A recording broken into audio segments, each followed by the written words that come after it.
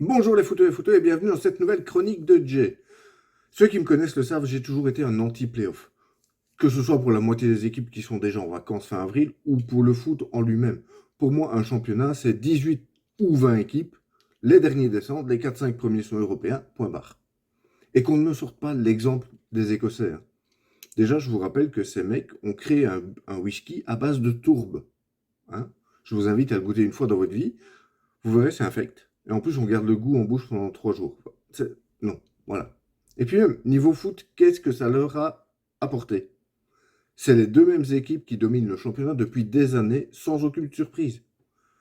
Et même quand les Rangers ont été rétrogradés en D4 pour raisons financières, ils sont remontés quasiment directement et rejouent déjà pour le titre, ou presque. C'est dire la faiblesse du reste du championnat. Alors bon, je ne veux pas être que négatif, ça apporte et ça crée du suspense. Par exemple, les playoffs 1 cette année n'ont jamais été aussi indécis ou presque. Là, on a quand même encore 3 équipes pour un titre. D'ailleurs, avec Antoine, on a fait une bataille de titres pour résumer cette dernière journée. Alors, on a d'un côté Genk perd complètement la tête, ou de l'autre, Anvers champion envers et contre tout. Je vous laisse voter dans les commentaires. Parce que là, avec la Coupe de Belgique en poche et zéro pression, le matricule 1 anversois a clairement toutes les cartes en main pour aller chercher ce titre, le 5e de leur histoire. Alors, je pourrais aussi vous parler des playoffs 2, hein, du match du standard, mais je ne sais pas si toutes les vérités sont bonnes à dire.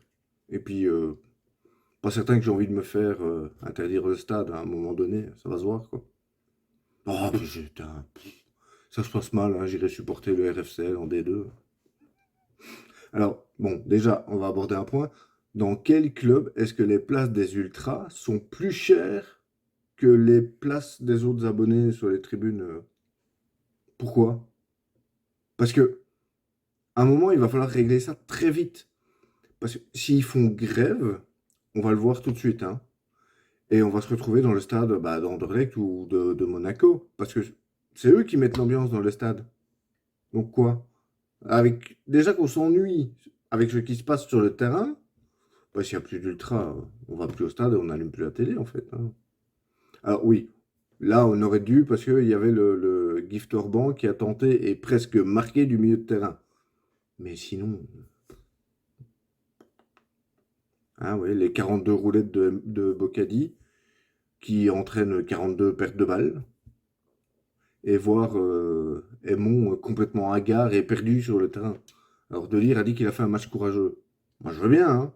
Ah ouais, ouais, il y met du cœur, ouais, c'est tout. Alors qu'il aille faire le courageux avec Virton en D3 l'an prochain. Parce que autant j'adore la personne, autant le footballeur, il me donne juste envie de le détester par ce qui monte sur le terrain maintenant. Ça ne suffit plus pour l'AD1, clairement. Alors, bon, là, je suis à tête reposée, donc je peux dire, ok, l'objectif, c'était les playoffs 2, ils sont atteints.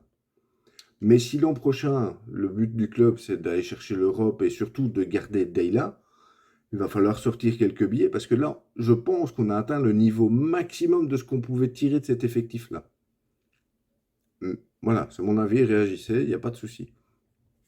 On va passer à la News Smile d'Antoine, qui nous vient de Ligue 1 cette semaine et du Stade de Reims, entraîné par Will Stindl, bien connu par chez nous. Il nous parle cette semaine de Marshall Mounetsi, un milieu défensif international zimbabwéen. Alors, il est arrivé libre en 2019 des Orlando Pirates en Afrique du Sud. Et là, il vient de prolonger son contrat jusqu'en 2026. Et il a inclus une clause qui est unique au monde jusqu'à présent.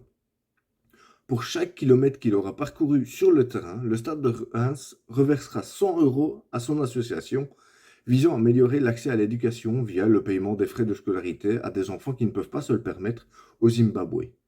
C'est évidemment un beau geste qu'on espère voir se reproduire de plus en plus et qui prouve que, dans quelques rares cas encore, le foot n'est pas totalement gangréné par l'argent et l'égocentrisme. Et alors, pour finir, je suis tombé sur les meilleures citations de Johan Cruyff. Johan Cruyff qui a pris sa retraite, hein, qui est décédé. Mais là, il fallait que je vous en partage quelques-unes parce que, je sais pas, visiblement, je ne les avais pas encore lues, celles-là. Mais... Donc, si vous choisissez le meilleur à chaque poste, vous n'aurez pas une bonne équipe, mais 11 numéro 1. C'est bizarre. On dirait que c'est pile poil adressé au PSG.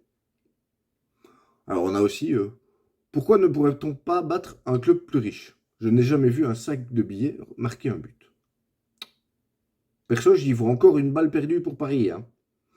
Alors quand on sait qu'il a pris sa retraite il y a 30 ans, c'était déjà un visionnaire.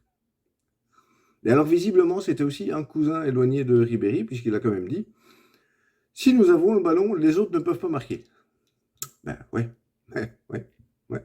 Bah ça revient à ma phrase, hein, si ma tante en avait, ce serait mon oncle, quoi. Allez, sur ce, bonne semaine les amis.